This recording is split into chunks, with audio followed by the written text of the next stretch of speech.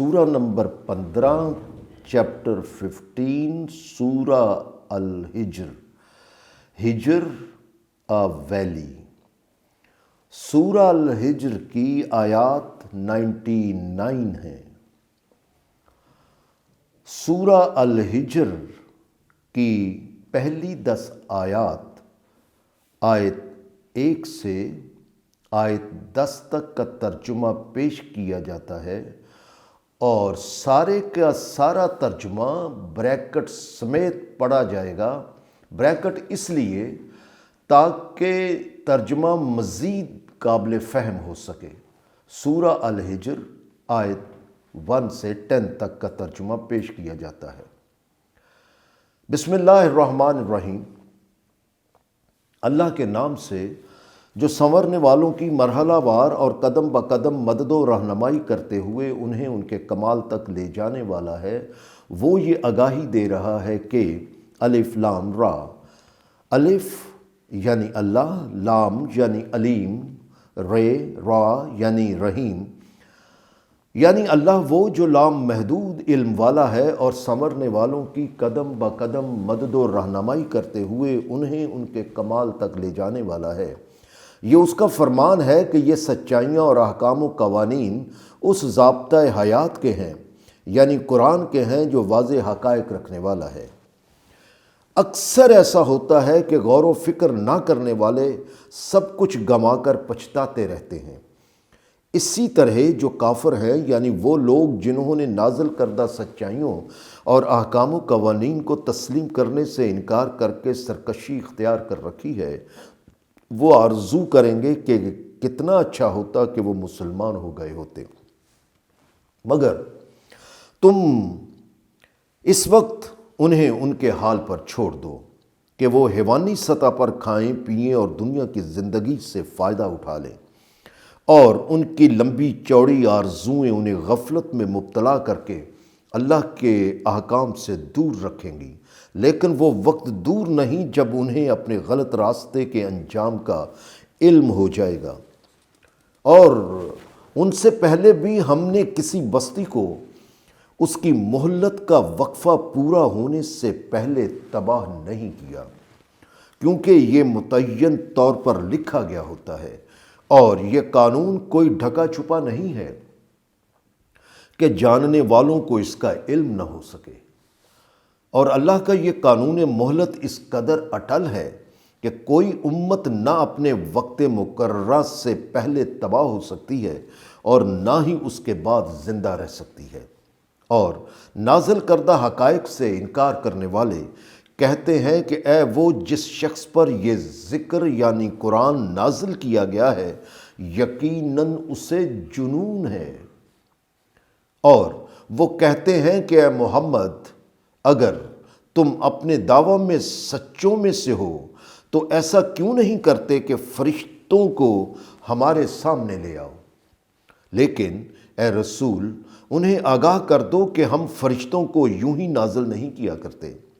وہ اس وقت نازل ہوتے ہیں جب اعمال کے نتائج کا سچ بن کر سامنے آنے کا وقت آ جائے، اور اس کے بعد پھر کسی کو مہلت نہیں ملا کرتی. لیکن حقیقت یہ ہے کہ یہ ذکر یعنی یہ قرآن ہم نے ہی نازل کیا ہے، اور اس میں کوئی شک و شبے والی بات ہی نہیں کہ اس کی حفاظت بھی ہم ہی کریں گے. اور اے رسول، یہ بھی حقیقت ہے کہ ہم تم سے قبل مختلف پہلے گروہوں کی طرف بھی رسول بھیجتے رہے ہیں. سورہ الحجر کی آیات 11 سے 20 تک کا ترجمہ پیش کیا جاتا ہے. اور یہ بھی ہے کہ جو رسول بھی ان کے پاس آتا وہ اس کا تمسخر اڑایا کرتے تھے. لہٰذا جو لوگ مسلسل تمسخر اڑانے والے رویے اختیار کیے رکھتے ہیں تو ایسے مجرموں کے دلوں میں ہم اسی طرح کے ایسے طریقے ڈال دیتے ہیں کہ جن سے آخر کار وہ خود مذاق بن کے رہ جاتے ہیں. اور اے رسول، یہی حالت تمہاری قوم کے ان لوگوں کی ہے جو اس قرآن کی صداقتوں کو تسلیم نہیں کرتے، کیونکہ حقیقت یہی ہے کہ ان سے پہلے والوں کی بھی یہی سنت تھی جو چلی آ رہی ہے، اور یہ جو معجزوں کا تقاضا کرنے والے ہیں، تو اگر ہم ان کے سامنے آسمان کا کوئی دروازہ کھول دیں اور وہ اس میں بتدریج بلندیوں کی طرف چڑھنے لگ جائیں تو تسلیم نہ کرنے والے تب بھی تسلیم نہیں کریں گے۔ اس وقت بھی یقیناً یہ لوگ کہنے لگ جائیں گے کہ ہماری نظریں باندھ دی گئی ہیں، بلکہ ہم لوگ تو جادو کے زیر اثر آ گئے ہیں۔ اور یہ بھی حقیقت ہے کہ ہم نے آسمان میں برج بنا دیے اور ہم نے اسے یعنی آسمان کو دیکھنے والوں کے لیے آراستہ کر دیا، اور ہم نے اس آراستہ آسمان کو ہر شیطان رجیم سے یعنی ہر سرکش قوت کے شر انگیز عمل سے محفوظ کر رکھا ہے۔ البتہ سوائے اس کے کہ جو حفاظت کا عمل آراستہ آسمان پر ہم نے طاری کر رکھا ہے، اس میں اگر کوئی چوری سے سن لے تو سفید شعلہ جس میں سیاہی کی سی آمیزش ہوتی ہے اس کا پیچھا کرتا ہے۔ اور اس پر بھی غور کرو کہ زمین کو ہم نے پھیلا رکھا ہے تاکہ نوع انسان اس پر آسانی اور سہولت سے بسیرا کر سکے، اور ہم نے اس میں مضبوطی سے پہاڑوں کو گاڑ رکھا ہے، اور ہم نے اس میں ہر نباتات کا انتہائی توازن پر مبنی نظام قائم کر رکھا ہے، اور ہم نے تمہارے لیے اس میں معیشت کے اسباب بنا دیے، اور ان کے لیے بھی معیشت کے اسباب بنا دیے جنہیں تم زندگی کی نشو و نما کا سامان فراہم نہیں کرتے ہو۔ سورہ الحجر کی آیات 21 سے 30 تک کا ترجمہ پیش کیا جاتا ہے۔ اور یاد رکھو کہ کوئی شے ایسی نہیں ہے جس کے خزانے ہمارے پاس نہ ہوں، مگر ہم انہیں طے شدہ پیمانوں کے مطابق نازل کرتے ہیں، اور مختلف قوتوں سے بھری ہوئی ہوائیں ہم ہی بھیجتے ہیں، اور پھر آسمان سے ہم ہی پانی نازل کرتے ہیں، اور پھر ہم نے ہی اس سے تمہارے پینے کے قابل بنایا۔ لہٰذا ان تمام حقیقتوں پر غور کرو، کیونکہ یہ سب خزانے تو ہمارے پاس ہیں اور تم ان کے خزانے دار نہیں ہو۔ اور اس میں کوئی شک و شبے والی بات ہی نہیں کہ ہم ہی زندگی دیتے ہیں اور ہم ہی موت طاری کرتے ہیں، اس لیے تمہیں خبردار رہنا چاہیے کہ ہر شے کے مالک ہم ہیں، اور یاد رکھو کہ تم قطعی طور پر مالک نہیں ہو کہ چیزوں کو لالچ اور ہوس سے سمیٹنے لگ جاؤ۔ سورہ 56 آیات 63 اور 74۔ اور اس میں بھی کوئی شک و شبے والی بات نہیں کہ ہمیں ان کا بھی علم ہے جو تم سے پہلے گزر چکے ہیں، اور یہ بھی حقیقت ہے کہ ہم بعد میں آنے والوں کو بھی جانتے ہیں، اور یہ بھی حقیقت ہے کہ تمہارا رب یعنی تمہارا نشو و نما دینے والا ان سب کو قیامت کے دن جمع کر لے گا، اور وہ حقائق کی باریکیوں کے مطابق درست اور نادرست کی اٹل حدوں کی بنیاد پر فیصلے کرنے والا ہے، کیونکہ وہ لامحدود علم والا ہے۔ اور یہ سارے حقائق تو ایک طرف، تم صرف اپنی تخلیق پر ہی غور کرو، کیونکہ اگر تم تحقیق کرو تو اسی نتیجے پر پہنچو گے کہ ہم نے انسان کو پانی اور مٹی کے یکجان ہوئے سوکھے مادے سے ایک طریقہ و دستور سے توازن و تناسب کے پیمانے کے مطابق وجود پذیر کیا، اور انسان کی تخلیق سے پہلے ہم نے جنوں کو ایسی آگ کی تیز حرارت سے درست تناسب و توازن کے پیمانے کے مطابق وجود پذیر کیا تھا جس میں دھواں نہیں تھا۔ اور پھر ایسا وقت آیا جب تمہارے رب نے فرشتوں سے کہا کہ یقیناً میں پانی اور مٹی کے یکجان ہوئے سوکھے مادے سے ایک طریقہ و دستور سے درست توازن اور تناسب کے پیمانے کے مطابق بشر کو وجود پذیر کرنے والا ہوں۔ پھر اللہ کا ارشاد ہوا کہ جب میں اس کا یعنی بشر کا حسن و توازن انتہائی موزوں کر کے اس میں اپنی روح سے پھونک دوں تو پھر اس کے مقابلے میں تم اپنے آپ کو کمتر سمجھنا اور اس کی مکمل فرما برداری اختیار کر لینا۔ چنانچہ تمام کے تمام فرشتوں نے اس کی یعنی انسان کی فرما برداری اختیار کر لی۔ سورہ الحجر آیات 31 سے 40 تک کا ترجمہ پیش کیا جاتا ہے۔ لیکن ابلیس نے اس کی یعنی انسان کی فرما برداری اختیار کرنے والوں کے ساتھ شامل ہونے سے انکار کر دیا۔ اللہ نے ابلیس سے پوچھا کہ یہ تمہیں کیا ہوا کہ اس کی فرما برداری کرنے والوں میں شامل نہیں ہوا؟ اس نے جواب دیا کہ مجھ سے یہ نہیں ہو سکتا کہ میں بشر کی فرما برداری اختیار کروں جسے تو نے مٹی اور پانی کے یکجان ہوئے سوکھے مادے سے طریقہ و دستور کے مطابق تخلیق کیا ہے۔ اللہ کا حکم ہوا کہ کوئی شک و شبہ نہ رکھنا کہ تمہیں رد کر دیا گیا ہے، اس لیے تم یہاں سے نکل جاؤ، اور اس میں بھی کوئی شک و شبہ نہ رکھنا کہ تم پر لعنت کر دی گئی ہے، یعنی تم اللہ کی ناراضگی کی بنا پر اللہ کی محبت سے دور کر دیے گئے ہو، اور اس وجہ سے تم ان خوشگواریوں اور سرفرازیوں سے محروم کر دیے گئے ہو جو اللہ کی محبت سے دور نہ ہونے کی وجہ سے تمہیں میسر آ سکتی تھیں، اور یہ اس دن تک ہے جب اللہ کا ضابطۂ آئین نافذ ہوگا اور اس کے مطابق جزا و سزا کے فیصلے ہوں گے، یعنی جب آخرت میں اعمال کی جواب دہی ہوگی۔ ابلیس پر اس وقت تک لعنت کر دی گئی ہے۔ اس نے عرض کیا کہ اے میرے نشو و نما دینے والے، اگر تو نے مجھے اپنی محبت سے دور کر ہی دیا ہے تو پھر مجھے اس دن تک مہلت دے جب سب اٹھائے جائیں گے۔ اللہ کا ارشاد ہوا کہ اس میں بھی کوئی شک و شبہ نہ رکھنا کہ تم ان میں سے ہو جنہیں مہلت دے دی جاتی ہے، اور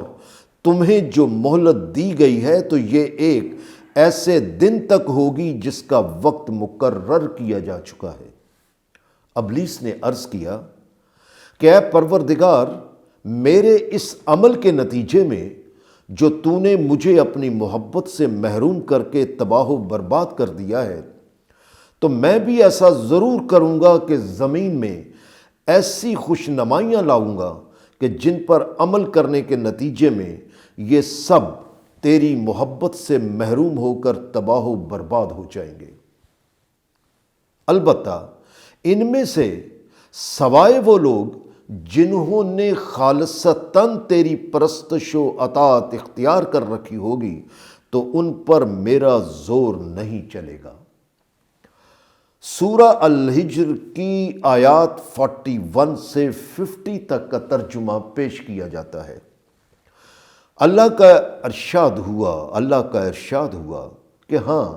خالصتاً میری پرستش و اطاعت کا ہی وہ متوازن راستہ ہے جو درست طور پر مجھ تک آتا ہے۔ لہٰذا یہ حقیقت ہے کہ خالصتاً میری پرستش و اطاعت کرنے والوں پر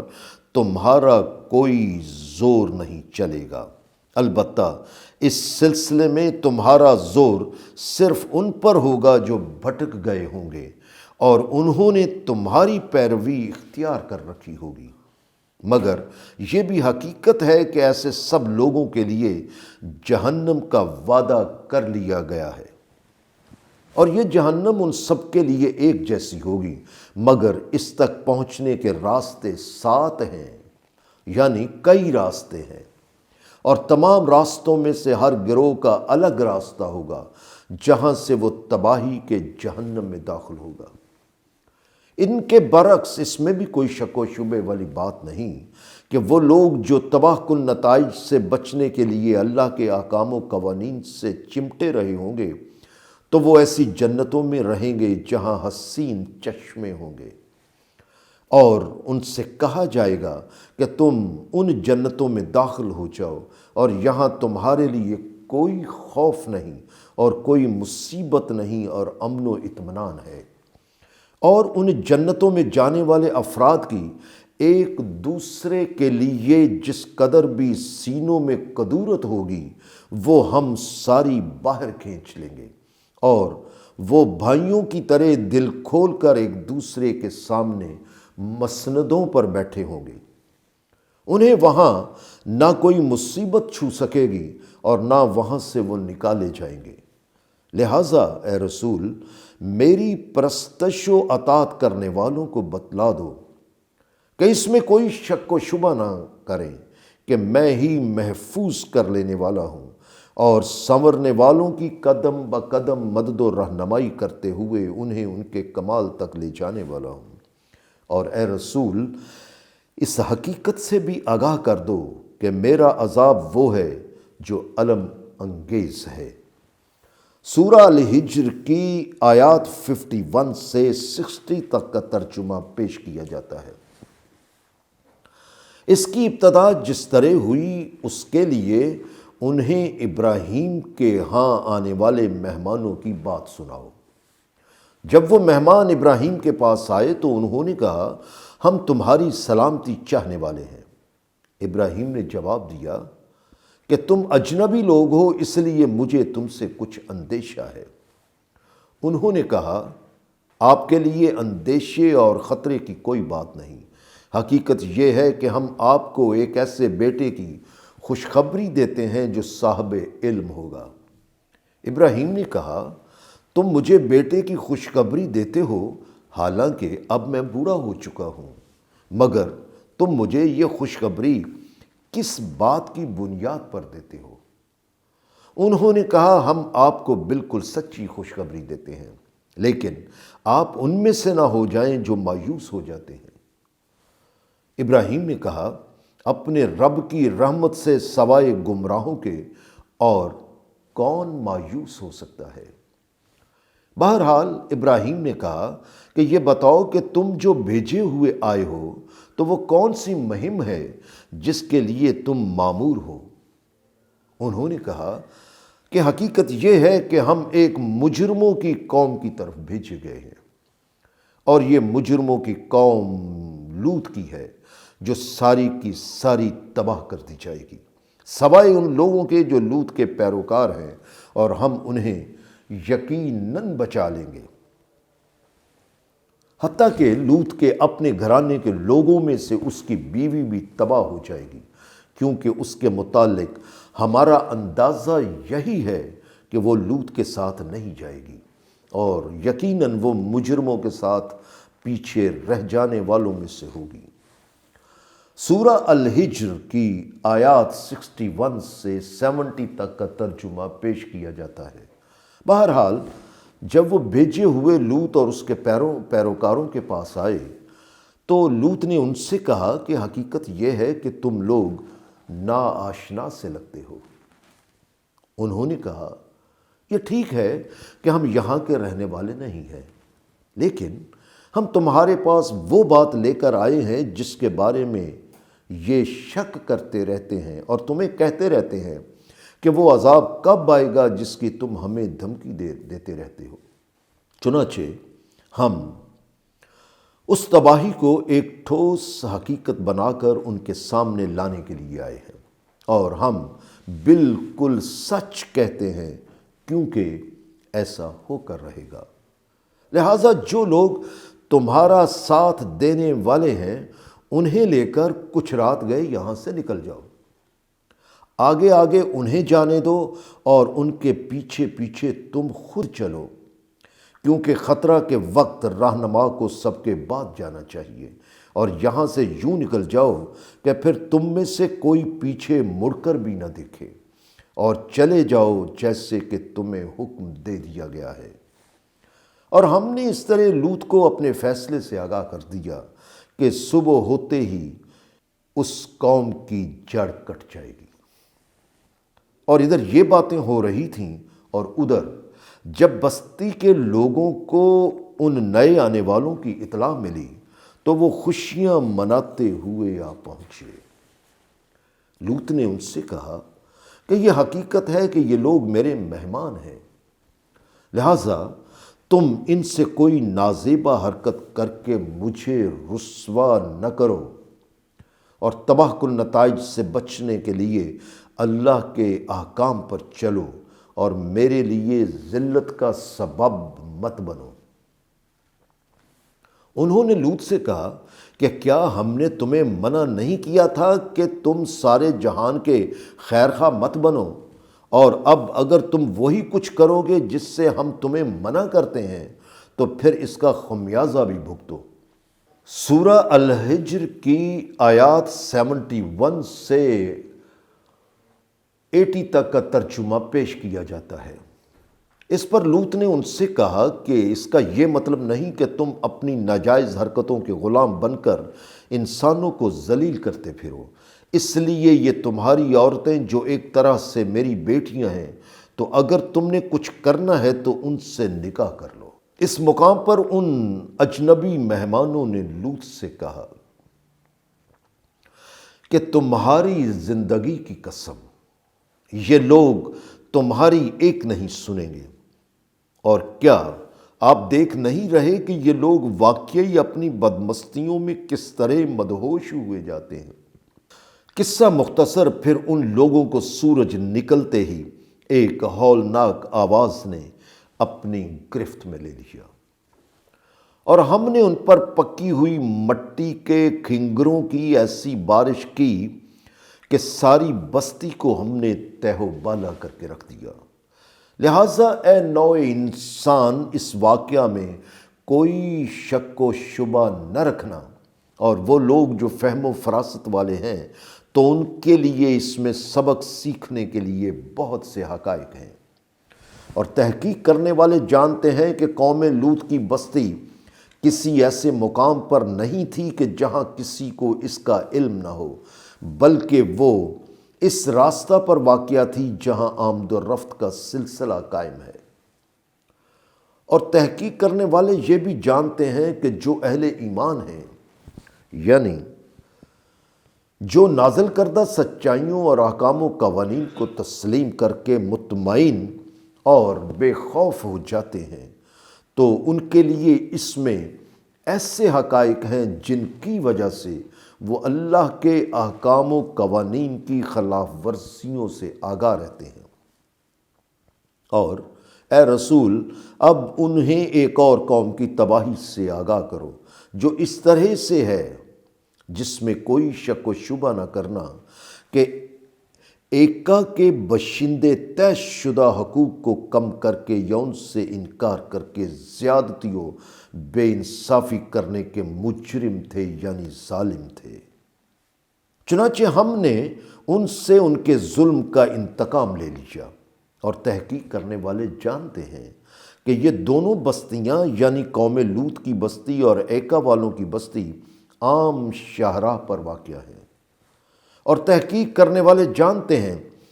کہ ہجر کے باشندوں نے بھی رسولوں کو جھٹلایا تھا، اور وہ اللہ کے نافرمان ہو چکے تھے۔ سورہ الحجر کی آیات 81 سے 90 تک کا ترجمہ پیش کیا جاتا ہے۔ حالانکہ ہم نے انہیں واضح احکام و قوانین عطا کیے تھے، مگر پھر بھی انہوں نے ان سے منہ موڑے رکھا، اور وہ بڑی طاقتور قوم تھی۔ وہ لوگ پہاڑوں کو تراش کر اپنے گھر بناتے تھے تاکہ ان کلا نما گھروں میں بے خوف و خطر محفوظ ہو کر رہیں، لیکن ان کے یہ مضبوط قلعے بھی انہیں اللہ کے عذاب سے نہ بچا سکے، اور انہیں صبح ہوتے ہی سخت ہولناک آواز نے آ دبوچا۔ پھر جو کچھ انہوں نے اپنی کوششوں سے اپنے لیے بنا رکھا تھا وہ ان کے کسی کام نہ آیا، اور گزری قوموں کی تباہیوں سے سبق سیکھو اور غور کرو کہ ہم نے آسمانوں اور زمین کو اور جو کچھ ان کے درمیان ہے انہیں یوں ہی بغیر کسی حقیقی مقصد کے تخلیق نہیں کیا، ان کے مقاصد اور حقائق سے سبق آموز آگاہی حاصل کرو، کیونکہ اس میں کوئی شک و شبے والی بات ہی نہیں کہ وہ ساعت ضرور آ کر رہے گی جسے قیامت کہا جاتا ہے۔ لہٰذا اے رسول، تم ان سے الجھو نہیں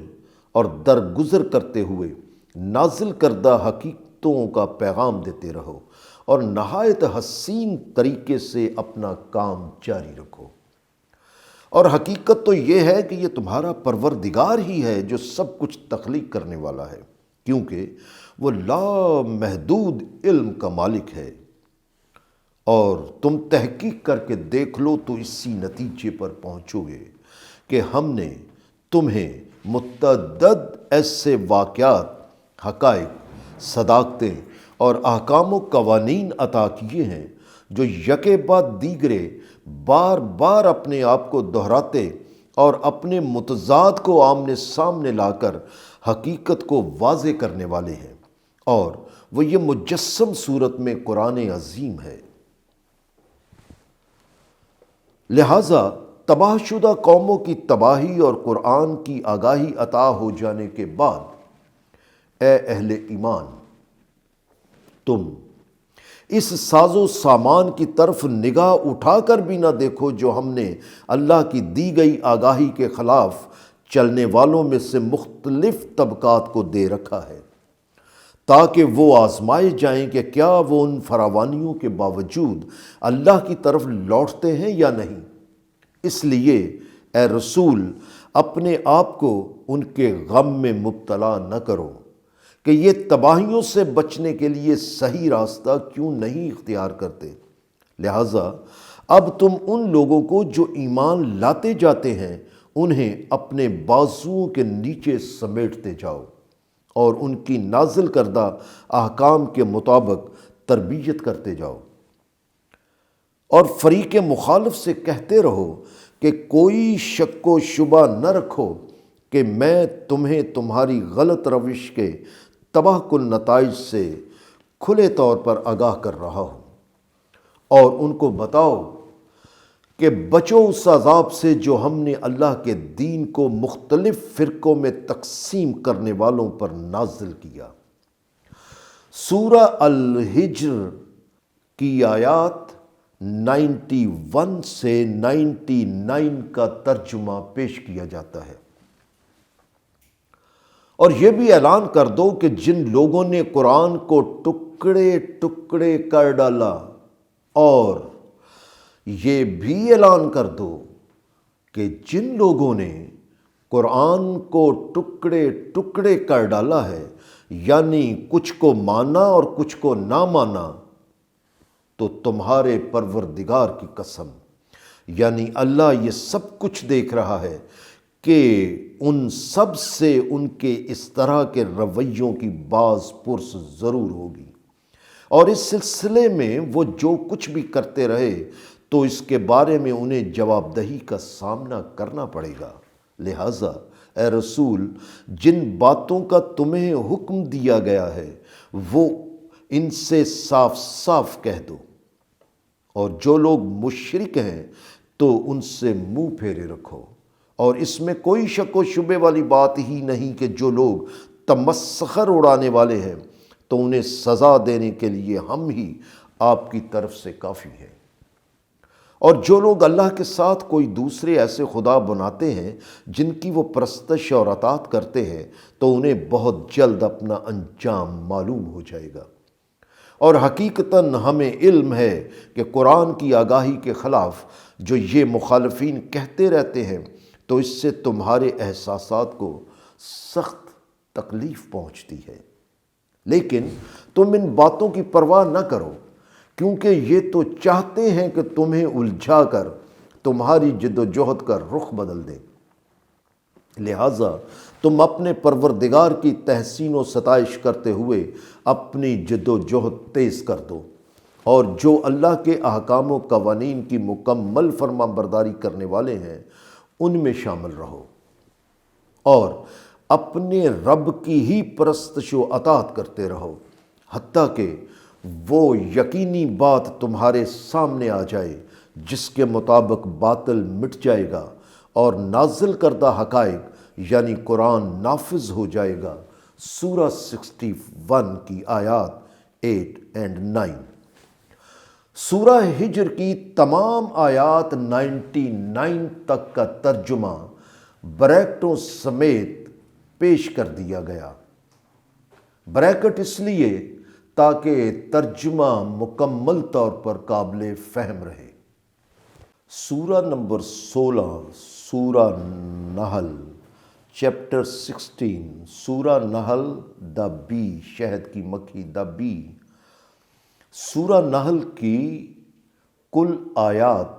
128 ہیں۔ تمام آیات کا ترجمہ بریکٹوں سمیت پڑھا جائے گا۔ بریکٹ اس لیے ہیں کہ جو بھی ترجمہ ہے وہ مزید قابل فہم ہو جائے۔ سورہ نحل کی آیات 1 سے 10 تک کا ترجمہ۔ بسم اللہ الرحمن الرحیم۔ اللہ کے نام سے جو سنورنے والوں کی مرحلہ وار اور قدم بقدم مدد و رہنمائی کرتے ہوئے انہیں ان کے کمال تک لے جانے والا ہے۔ وہ یہ آگاہی دے رہا ہے کہ یہ مخالفین تقاضا کرتے ہیں کہ جس تباہی سے تم ہمیں بار بار ڈراتے ہو تو اسے لے کیوں نہیں آتے؟ ان سے کہو کہ اللہ کا فیصلہ تو آ چکا ہے، مگر بجائے اس سے بچنے کے تم اس کے لیے جلدی کیوں مچا رہے ہو؟ یاد رکھو کہ اس کی تو تیز ترین اطاعت میں ہر شے سرگرم عمل ہے، اور تم لوگ جو اللہ پر بھروسہ کم کر کے اس کے اختیارات میں اسی کی مخلوق میں سے دوسری ہستیوں کو شریک کر کے ان پر بھروسہ کرتے ہو اور خیال کیے بیٹھے ہو کہ وہ تمہیں اللہ کے فیصلے سے بچا لیں گی، تو تمہارا خیال غلط ہے، کیونکہ اللہ ان سے لامحدود طور پر بالاتر ہے۔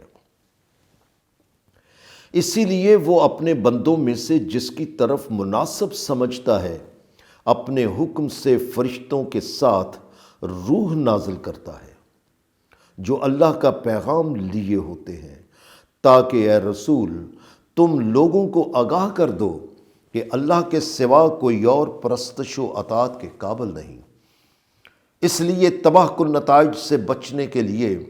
صرف اللہ کے احکام و قوانین کو اختیار کیے رکھو۔ اس حقیقت کو جاننے کے لیے مزید غور کرو کہ اسی نے آسمانوں اور زمین کو درست توازن و تناسب کے پیمانے کے مطابق ایک بامقصد حقیقت کے ساتھ وجود پذیر کیا، اور وہ ان سے لامحدود طور پر برتر ہے جنہیں یہ لوگ اس کا شریک ٹھہراتے ہیں۔ اور کائنات پر غور کرنے سے پہلے سب سے پہلے خود انسان ہی کو لو۔ اس نے نطفہ سے یعنی ذرہ سے تولیدی مادہ سے درست توازن و تناسب کے مطابق انسان کو وجود پذیر کیا، لیکن پھر یہی انسان دیکھتے ہی دیکھتے کھلا جھگڑالو بن جاتا ہے، یہاں تک کہ اللہ کے ساتھ شرک اور کفر پر اتر آتا ہے۔ اس سے آگے بڑھو اور ان مویشیوں کو دیکھو جنہیں اس نے تمہارے لیے درست توازن و تناسب کے پیمانے کے مطابق وجود پذیر کیا ہے۔ ان میں تمہارے گرم لباس کے لیے اون اور کھال ہے، اس کے علاوہ کئی اور منافع دینے والی چیزیں ہیں، اور ان میں سے ایسے جانور بھی ہیں جنہیں تم کھاتے ہو۔ اور یہ تو ہے ان کا وہ پہلو جس کا تعلق افادیت سے ہے، اور اس کا ایک اور پہلو یہ ہے کہ ان میں تمہارے لیے حسن و جمال ہے، وہ یوں کہ شام کو جب تم انہیں چرا کر واپس لاتے ہو اور صبح کو جب تم انہیں چرانے کے لیے لے جاتے ہو، اور یہی جانور تمہارے بوجھ اٹھا کر ایسے دور دراز شہروں میں لے جاتے ہیں کہ اگر تمہیں خود ان کے بغیر بوجھ اٹھا کر وہاں پہنچنا پڑے تو تمہارے نفس ہلکان ہو کر رہ جائے۔ لہٰذا اس میں کوئی شک و شبہ نہ کرنا کہ تمہارا نشو و نما دینے والا رکاوٹیں پیدا کرنے والے اسباب ختم کر کے نشو و نما کے لیے سازگاری پیدا کرنے والا ہے، اور سنورنے والوں کی قدم بقدم مدد و رہنمائی کرتے ہوئے انہیں ان کے کمال تک لے جانے والا ہے۔ اور تم گھوڑوں، خچروں اور گدھوں کو دیکھو کہ تم ان سے سواری کا کام بھی لیتے ہو، اور یہ تمہارے لیے موجب زینت بھی ہے، اور ان کے علاوہ سواری کے لیے وہ اور بھی تخلیق کرے گا جن کا تمہیں علم نہیں ہے۔ اور زندگی کی راہوں میں سے درست اور صحیح راہ تو اللہ تک پہنچتی ہے، مگر ان میں سے جو ٹیڑھی راہ ہے وہ اللہ تک نہیں پہنچتی، اور اگر اللہ مناسب سمجھتا تو وہ تم سب کو ہدایت دے دیتا، مگر وہ ایسا نہیں کرتا، تاکہ انسان ان جانوروں کی طرح بے اختیار ہو کر نہ چلتا رہے، اور تاکہ وہ خود اپنے نفس کی نشو و نما کرے۔ سورہ 91 آیات 7، 8، 9۔ اب تم اپنی اور حیوانات کی دنیا سے آگے بڑھو اور کائنات کے دوسرے گوشوں پر غور کرو، اور دیکھو کہ یہ وہی اللہ ہے جس نے تمہارے لیے آسمان سے پانی نازل کیا جو پینے کے لیے بھی ہے، اور اسی سے درخت بھی سیراب ہوتے ہیں، اور چرنے والے جانوروں کے لیے چارہ پیدا ہوتا ہے، اور تم انہیں اس میں چراتے بھی ہو۔ سورہ النحل کی آیات 11 سے 20 تک کا ترجمہ پیش کیا جاتا ہے۔ اور وہ اسی پانی سے تمہارے لیے کھیتیاں اگاتا ہے، اور زیتون، کھجور اور دیگر طرح طرح کے پھلوں کے باغات اگاتا ہے، اور دیگر طرح طرح کے پھلوں کے باغات اگا دیتا ہے۔ چنانچہ اس تمام سلسلہ کائنات میں غور و فکر کرنے والی قوم کے لیے حقائق ہیں۔ اور اسی اللہ نے رات اور دن کو اور سورج اور چاند کو تمہارے لیے قوانین کی زنجیروں میں جکڑ رکھا ہے، اور ستارے بھی اسی کے حکم سے قوانین کی زنجیر میں جکڑے ہوئے ہیں۔ حقیقت یہ ہے کہ عقل رکھنے والی قوم کے لیے ان میں حقائق ہیں۔ اور اس نے جو کچھ بھی تمہارے لیے زمین میں پیدا کیا ہے، اگر تم اس پر غور کرو تو دیکھو گے کہ وہ کس قدر مختلف رنگوں میں ہے۔ چنانچہ یہ حقیقت ہے کہ جو قوم آگاہی حاصل کرنے والی ہے تو اس کے لیے ان میں بڑے بڑے حقائق ہیں۔ اور یہ وہی ہے جس نے تمہارے لیے سمندر جیسی بے کراں اور ہولناک قوت کو قوانین کے زنجیروں میں جکڑ رکھا ہے، تاکہ تم اس میں سے تر و تازہ گوشت کی چیزیں حاصل کرو، اور زیورات کی چیزیں نکالو جنہیں تم پہنتے ہو، اور تم دیکھو کہ کس قدر بڑی بڑی کشتیاں اس کے پانیوں کو چیر کر چلتی رہتی ہیں، تاکہ تم ان کے ذریعے فضیلتیں اور فراوانیاں تلاش کرو، اور تاکہ تم ان کے لیے اللہ کا شکر کرنے والے بن جاؤ، یعنی ان کی قدر کرتے رہو۔ اور یہ وہی ہے جس نے زمین میں پہاڑ ڈال دیے تاکہ یہ تمہیں لے کر جھک نہ جائے، اور اس زمین میں دریا بہا دیے اور راستے بنا دیے تاکہ تم اپنی منزلوں تک پہنچنے کے لیے راہ پا سکو، اور اسی نے آگے سے آگے جانے کے لیے تمہاری خاطر نشانات بنا دیے، اور ستاروں کو ایسا بنا دیا کہ تمہیں مزید منزلوں کے لیے راہ میسر آ سکے۔ کائنات کی ان تمام حقیقتوں کو دیکھنے کے باوجود کیا پھر بھی تم یہ آگاہی حاصل نہیں کرتے کہ کیا وہ جو یہ سب کچھ درست توازن اور تناسب کے مطابق وجود پذیر کر سکتا ہے، وہ اس جیسا ہو سکتا ہے جو کچھ بھی تخلیق نہ کر سکتا ہو؟ اور یہ تو صرف چند چیزیں گنوائی گئی ہیں، ورنہ اس کی تخلیق کا یہ عالم ہے کہ اگر تم اللہ کی نعمتوں کو گننا چاہو تو تمہارے شمار میں نہیں آ سکتی۔ اور اگر تم تحقیق کرو تو اسی نتیجے پر پہنچو گے کہ انسان کو ان نعمتوں کی جیسے قدر کرنی چاہیے یہ ویسی نہیں کرتا، اس کے باوجود انہیں اللہ حفاظت میں لے لینے والا ہے اور سنورنے والوں کی قدم بقدم مدد و رہنمائی کرتے ہوئے انہیں ان کے کمال تک لے جانے والا ہے۔ اور اگر تم یہ سمجھتے ہو کہ ان عطا کی گئی نعمتوں کے نظام میں تم جو کچھ بھی کرتے ہو تو تمہیں دیکھنے والا اور جاننے والا کوئی نہیں، تو یاد رکھو کہ تم جو بھی چھپاتے ہو اور جو بھی تم ظاہر کرتے ہو وہ سب اللہ کے علم میں ہے۔ اور اسی لیے شرک کرنے والوں کو بھی غور کرنا چاہیے کہ جس اللہ کی تخلیق اور علم کا عالم یہ ہے تو اس اللہ کو چھوڑ کر وہ جن سے دعائیں مانگتے ہیں تو وہ کچھ بھی تخلیق نہیں کر سکتے، کیونکہ وہ تو خود تخلیق کیے گئے ہیں۔ سورہ النحل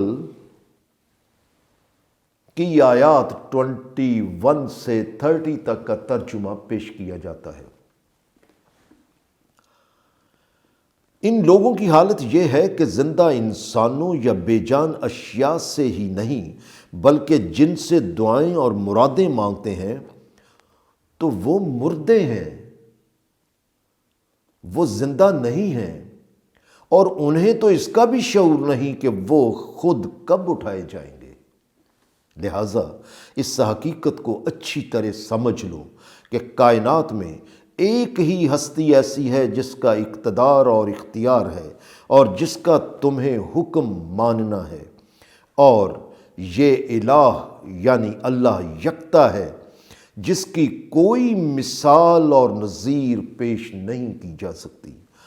چنانچہ جو لوگ آخرت کو تسلیم ہی نہیں کرتے کہ مرنے کے بعد اعمال کی جواب دہی ہوگی، تو یہ ان کے قلوب یعنی ان کی سچائیوں کو تسلیم کرنے والی صلاحیتوں نے ہی انکار کر رکھا ہے، کیونکہ وہ لوگ سرکش اور متکبر ہیں، اور یہ اپنے آپ کو بڑا سمجھنے والے سمجھتے ہیں کہ ہم ہی ہم ہیں، لہٰذا جو مرضی کرتے رہو، نہ کوئی پوچھنے والا ہے اور نہ کوئی جاننے والا ہے۔ حالانکہ حقیقت یہ ہے کہ جو کچھ وہ چھپاتے ہیں اور جو کچھ وہ ظاہر کرتے ہیں اس کو اللہ جانتا ہے، اور یہ بھی حقیقت ہے کہ وہ سرکشوں اور متکبروں سے محبت نہیں کرتا۔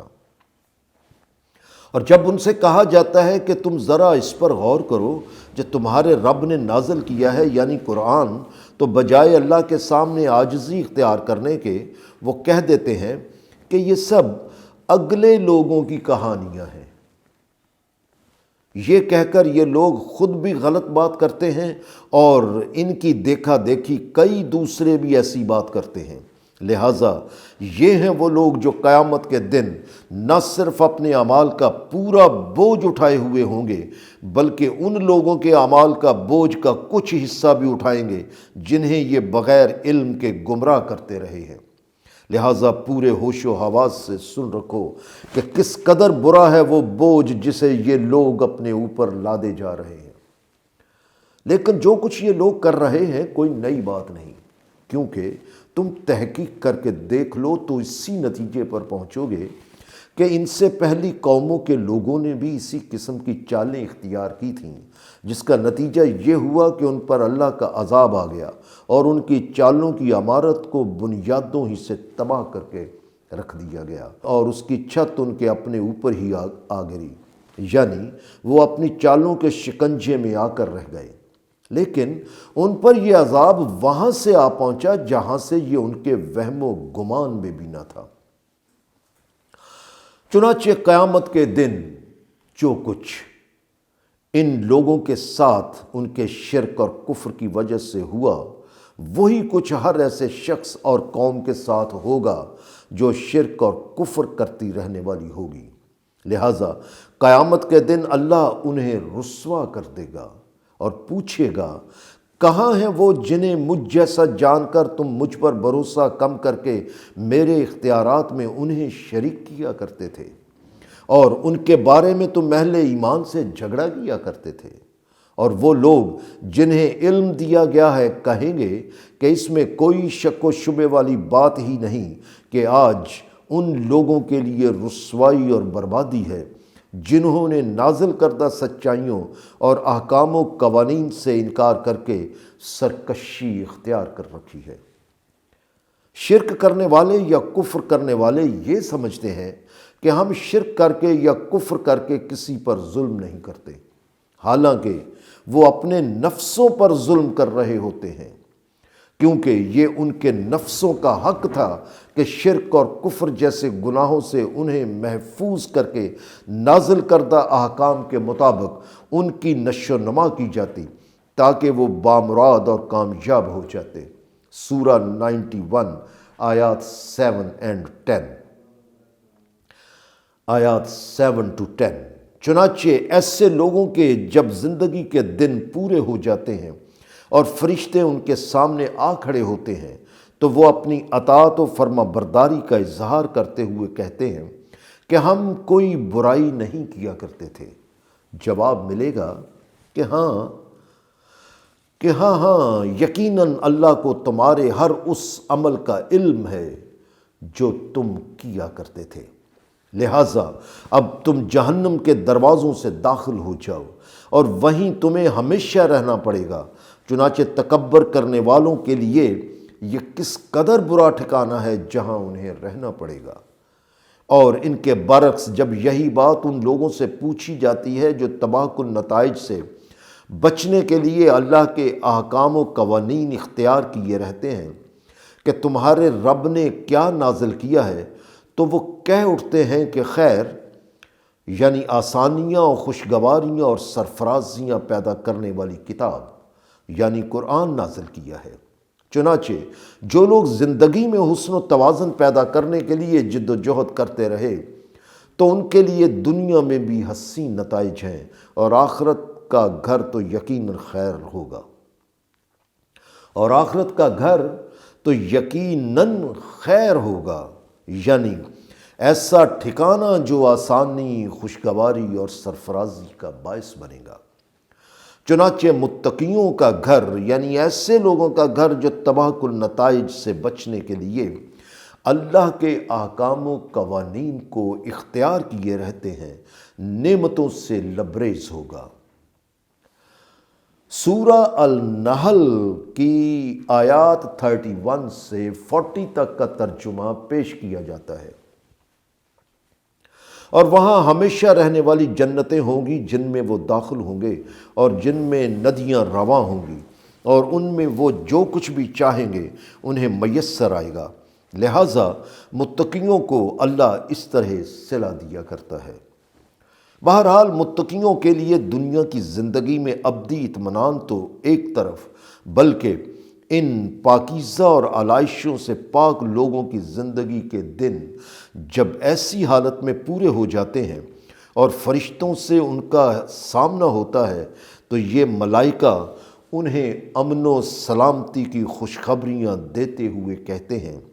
کہ تم داخل ہو جاؤ جنت میں اپنے ان اعمال کے بدلے میں جو تم کیا کرتے تھے۔ اے رسول، یہ مخالفین ان حقائق کی آگاہی کے باوجود اب اس کے سوا اور کس بات کا انتظار کر رہے ہیں کہ فرشتے ان پر عذاب لے کر اتر آئیں یا تمہارے رب کا فیصلہ ویسے ہی ظہور میں آ جائے۔ یاد رکھو، یہی کچھ وہ لوگ بھی کیا کرتے تھے جو ان سے پہلے گزر چکے ہیں، اور جب ان کے اعمال کے نتائج ظاہر ہونے کا وقت آ گیا تو وہ تباہ و برباد ہو کر رہ گئے۔ اس لیے اللہ نے ان پر ذرا بھی ظلم نہیں کیا، بلکہ وہ تو خود اپنے نفسوں پر ظلم کیا کرتے تھے۔ چنانچہ خود ان کے اعمال کی برائیوں نے ہی انہیں آ لیا۔ چنانچہ خود ان کے اعمال کی برائیوں نے ہی انہیں آ لیا، اور جس عذاب کا وہ مذاق اڑایا کرتے تھے اسی نے انہیں گھیرے میں لے لیا۔ اور جو مشرک ہیں وہ لوگ کہتے ہیں کہ اگر اللہ چاہتا تو ہم اور ہمارے آباء و اجداد اللہ کے سوا کسی کی پرستش نہ کرتے، اور نہ ہی اس کے حکم کے بغیر کسی چیز کو حرام قرار دیتے، مگر ایسی باتیں صرف یہی نہیں کرتے بلکہ ان سے پہلے لوگ بھی اسی طرح کیا کرتے تھے۔ بہرحال رسولوں کے ذمے اتنا ہی ہے کہ جو وحی انہیں دی جائے اسے واضح طور پر انسانوں تک پہنچا دیں۔ اور حقیقت تو یہ ہے کہ ہم نے ہر امت میں کسی نہ کسی رسول کو بھیجا تاکہ وہ ان کو آگاہی دے دے کہ تم صرف اللہ کی پرستش اور اطاعت کرو اور طاغوت سے بچو، یعنی ان سے بچو جو اللہ کی طے شدہ حدوں اور پیمانوں کو توڑنے والے ہیں۔ تاہم ان میں بعض ایسے تھے جنہیں اللہ نے درست اور روشن راہ دکھا دی، لیکن ان میں بعض ایسے تھے جن پر گمراہی ثابت ہو گئی اور وہ اللہ کے راستے کی جانب نہ آ سکے۔ اس لیے تم لوگ زمین میں سیر و سیاحت کرو اور دیکھو کہ جنہوں نے اللہ کے نازل کردہ پیغام کو جھٹلا کر سرکشی اختیار کیے رکھی تو ان کا انجام کیسا ہوا۔ بہرحال سرکشوں کے ایسے رویوں کے باوجود اے رسول، اگر تمہاری دلی آرزو یہ ہے کہ انہیں ہدایت حاصل ہو جائے تو حقیقت یہ ہے کہ اللہ اسے ہدایت نہیں دیتا جسے گمراہ ٹھہرا دیتا ہے، کیونکہ اللہ کا قانون یہ ہے کہ اللہ کسی کو اسی کی طرف پھیرے رکھتا ہے جدھر کو وہ پھر گیا ہو۔ سورہ 4 آیت 115۔ اور جب کوئی ٹیڑھے راستے پر چلتا ہے تو اللہ ان کے دل ٹیڑھے کر دیتا ہے۔ سورہ 61 آیت 5۔ اور ان کے لیے کوئی مددگار نہیں ہوتا۔ اور اے رسول، تمہاری آرزو یہ ہے کہ انہیں ہدایت ملے، مگر طریقے ان کے یہ ہیں کہ یہ لوگ اپنے داہنے ہاتھ اٹھا اٹھا کر اللہ کی پرزور قسمیں کھاتے ہیں کہ جو مر جاتا ہے اللہ اسے نہیں اٹھائے گا۔ لیکن غور کرو کہ یہ کس قدر غلط بات کرتے ہیں، اس لیے کہ اللہ کیوں نہیں اٹھائے گا؟ اللہ کا تو ہر وعدہ ایسا سچ ہوتا ہے جو اپنی گواہی آپ ہوتا ہے، لیکن اکثر انسانوں کو اس کا علم نہیں ہے۔ اور مرنے کے بعد اٹھائے جانے کا وعدہ سچ ہو کر رہے گا، اور پھر ان کو ظاہر ہو جائے گا جو یہ اختلافات کیا کرتے ہیں، اور اس کا انکار کرنے والے لوگ جان جائیں گے کہ حقیقت میں وہی جھوٹے تھے۔ حالانکہ حقیقت تو یہ ہے کہ جب ہم کسی بات کا ارادہ کرتے ہیں تو اس کو سوائے اس کے اور کچھ نہیں کہتے کہ کن، یعنی ہو جا، تو وہ ہو جاتا ہے۔ سورہ النحل کی آیات 41 سے 50 تک کا ترجمہ پیش کیا جاتا ہے۔ چنانچہ جن لوگوں کو اللہ کے وعدے پر یقین ہے وہ جان و مال سے اللہ کے احکام پر عمل کرنے کی تگ و دو میں مصروف رہتے ہیں، اور اپنی اس جد و جہد میں جنہوں نے اللہ کی خاطر ظلم و تشدد سے تنگ آ کر ہجرت اختیار کر لی، یعنی اپنا گھر بار تک چھوڑ دیا، تو انہیں ہم اس دنیا میں بھی نہایت عمدہ ٹھکانہ دیں گے، اور یقیناً آخرت میں ان کا صلہ اس سے بھی کہیں برتر ہوگا۔ لیکن کتنا اچھا ہوتا کہ وہ یعنی ظلم و تشدد کرنے والے اللہ کے اس قانون کو جان جاتے کہ وہ مرنے کے بعد اٹھائے جائیں گے اور انہیں جواب دینا پڑے گا۔ لہٰذا اللہ کی خاطر مصیبت و مشکلات میں جو لوگ ثابت قدمی سے ڈٹے رہتے ہیں اور اپنے رب پر مکمل بھروسہ کر لیتے ہیں تو انہیں اجر مل کر رہے گا جس کا ان سے وعدہ کیا گیا ہے۔ اور اب ان کا یہ اعتراض کہ انہی جیسا ایک انسان کس طرح رسول بنا دیا گیا، تو انہیں معلوم ہونا چاہیے کہ ہم نے تم سے پہلے بھی جتنے رسول بھیجے تو وہ آدمی ہی تھے، اور ان کی طرف ہم وحی کیا کرتے تھے۔ لہٰذا ان سے کہو کہ اگر تمہیں خود علم نہیں ہے تو اہل ذکر سے یعنی آگاہی رکھنے والوں سے پوچھ لیا کرو۔ اور ہم نے ان رسولوں کو واضح دلائل اور کتابوں کے ساتھ بھیجا تھا۔ اسی طرح اے رسول، ہم نے تمہاری طرف ذکر یعنی قرآن نازل کیا ہے تاکہ تم انسانوں پر اچھی طرح ظاہر کر دو کہ ان کے اللہ نے ان کی طرف کیا نازل کیا ہے، تاکہ وہ اس پر غور و فکر کیا کریں۔ ان حقائق کی آگاہی کے باوجود یہ لوگ جو تخریبی چالیں چلتے ہیں، تو کیا یہ اس بات کی طرف سے بالکل مطمئن ہو چکے ہیں کہ اللہ انہیں زمین میں دھنسا دے یا ایسی جگہ سے ان پر تباہی آ جائے جو ان کے عقل و شعور میں بھی نہ ہو، یا وہ ان کو ایسی حالت میں پکڑ لے گا جب وہ چل پھر رہے ہوں گے؟ لہٰذا یاد رکھو کہ اللہ کو وہ بے بس نہیں کر سکتے اور اس کی گرفت سے بچ کر کہیں نہیں جا سکتے، یا انہیں ان کے خوف زدہ ہونے پر پکڑ لے، یعنی یا وہ ان کو اس وقت اپنی گرفت میں لے لے جب وہ مستقبل کے اندیشوں میں مبتلا ہوں۔ لیکن حقیقت تو یہ ہے کہ تمہارا رب رؤوف ہے، یعنی رکاوٹیں پیدا کرنے والے اسباب ختم کر کے نشو و نما کے لیے سازگاری پیدا کرنے والا ہے، اور رحیم ہے، یعنی سنورنے والوں کی قدم بقدم مدد و رہنمائی کرتے ہوئے انہیں ان کے کمال تک لے جانے والا ہے۔ مگر اللہ کے اس قانون کو سمجھنے کے لیے کیا انہوں نے کبھی اس طرف غور نہیں کیا کہ اللہ نے جو چیزیں بھی تخلیق کی ہیں تو ان کے سائے کس طرح اللہ کے قوانین کے سامنے سر تسلیم خم کیے ہوئے دائیں بائیں ڈھلتے رہتے ہیں، اور ان میں کوئی سرکشی نہیں، بس اطاعت ہی اطاعت ہے۔ اور صرف یہی کچھ نہیں، بلکہ جو کچھ آسمانوں میں ہے اور جو کچھ زمین میں ہے، کوئی بھی جاندار اور فرشتے کوئی بھی تکبر نہیں کرتا، اور اللہ کے قوانین کے سامنے سر تسلیم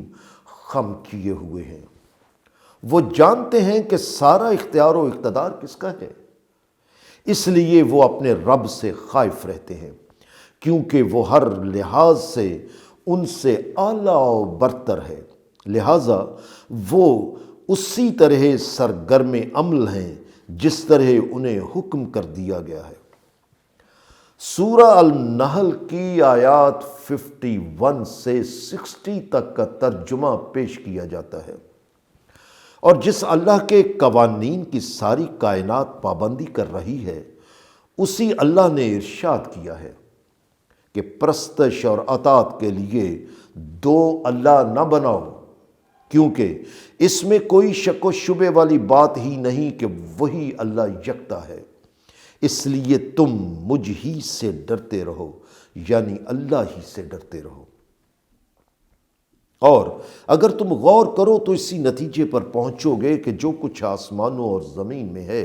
سب اسی کے لیے ہے، اور لازمی طور پر اس کے ضابطۂ آئین کی پابندی اسی کے لیے کر رہا ہے۔ تو کیا اس کے باوجود اللہ واحد کو چھوڑ کر تباہ کن نتائج سے بچنے کے لیے تم کسی اور خدا کے احکام و قوانین کی پابندی کرنے لگ جاؤ گے؟ اور کیا کبھی اس پر بھی غور کیا کہ تمہارے پاس جو کوئی بھی نعمت ہے تو وہ صرف اللہ کی عطا کرتا ہے، پھر جب تم پر کوئی مصیبت آتی ہے تو تم اسی کے آگے روتے چلاتے ہو اور دعائیں التجائیں کرتے ہو، لیکن جب وہ تم سے مصیبت دور کر دیتا ہے تو اس وقت تم میں سے ایک گروہ اپنے رب کے اختیارات میں دوسروں کو بھی شریک کر کے ان کا احسان مان کر ان کا شکر گزار ہو جاتا ہے۔ اس طرح تو جو کچھ ہم نے انہیں دیا ہے وہ اس سے کفر کر رہے ہوتے ہیں، لہٰذا ان سے کہہ دو کہ اس طریقے کے مطابق کچھ عرصے کے لیے ان سہولتوں سے فائدہ اٹھا لو، اور اس کا نتیجہ تمہارے سامنے آ جائے گا جو تم بہت جلد جان لو گے۔ بہرحال جو کچھ ہم نے انہیں زندگی کی نشو و نما کا سامان دے رکھا ہے وہ اس میں سے اللہ کے شریکوں کا بھی ایک حصہ مقرر کر دیتے ہیں، جن کے بارے میں انہیں کوئی علم ہی نہیں کہ حقیقت کیا ہے، اور وہ ان کے خود ساختہ ہیں، لیکن اللہ کا نظام جواب دہی اس حقیقت پر شاہد ہے کہ اس کے بارے میں ان سے ضرور پوچھا جائے گا کہ یہ جھوٹ انہوں نے کیوں گڑھ لیے تھے، کہ اللہ کے ساتھ ساتھ فلاں بھی مصیبت دور کرنے والا ہے اور نعمتیں دینے والا ہے، اور شرک کرتے رہنے سے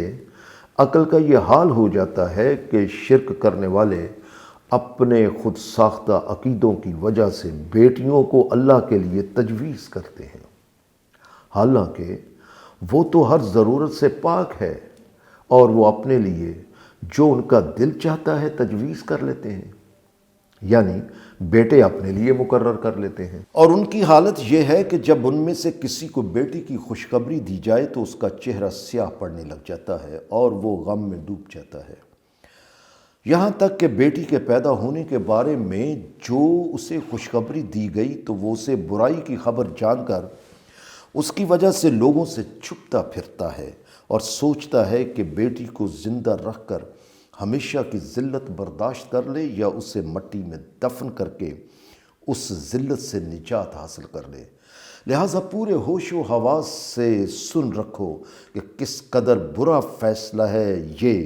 جو لوگ بیٹیوں کے متعلق کرتے ہیں۔ حقیقت یہ ہے کہ جو لوگ آخرت کو تسلیم نہیں کرتے تو وہ برائی کی مثال ہے اور اللہ کے لیے اعلیٰ سے بھی اعلیٰ کی مثال ہے، اور وہ لامحدود غلبے کا مالک ہے اور حقائق کی باریکیوں کے مطابق درست اور نادرست کی اٹل حدوں کے پیش نظر فیصلے کرنے والا ہے۔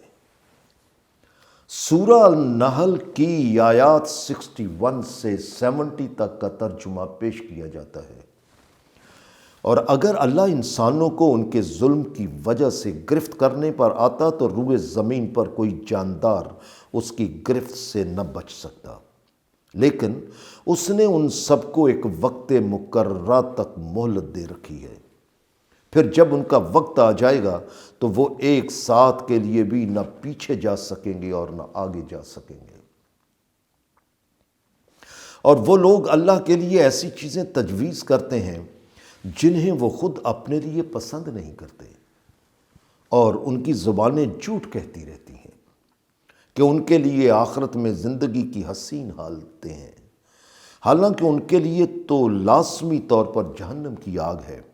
اور اس میں وہ سب سے پہلے بھیجے جائیں گے۔ اور اے رسول، اللہ کا نظام ہدایت اس حقیقت پر شاہد ہے اور جس میں کوئی شک و شبے والی بات ہی نہیں کہ ہم نے تم سے پہلی امتوں کی طرف بھی رسول بھیجے، لیکن شیطان غلط راستے پر چلنے والے ان امتوں کے لوگوں کے اعمال کو ان کی نگاہوں میں خوشنما بنا کر دکھاتا رہا، اور وہ لوگ اپنے رسولوں کی باتوں کو رد کرتے رہے، اور وہی شیطان آج ان لوگوں کا سرپرست بنا ہوا ہے۔ لہٰذا جس طرح وہ تباہی کے عذاب کی گرفت میں آ کر رہ گئے تو ان کے لیے بھی بڑا الم انگیز عذاب ہے۔ اور ہم نے تمہاری طرف یہ کتاب یعنی قرآن اس لیے نازل کیا ہے تاکہ جن باتوں میں لوگ اختلاف کرتے ہیں انہیں نمایاں کر دیں کہ غلط کیا ہے اور صحیح کیا ہے۔ چنانچہ یہ کتاب اس قوم کے لیے ہدایت اور رحمت ہے جو ایمان لے آئی ہے، اور اس نازل کردہ کتاب کی ہدایت اور رحمت ہونے کی مثال یوں سمجھو کہ جیسے اللہ نے آسمان سے پانی نازل کیا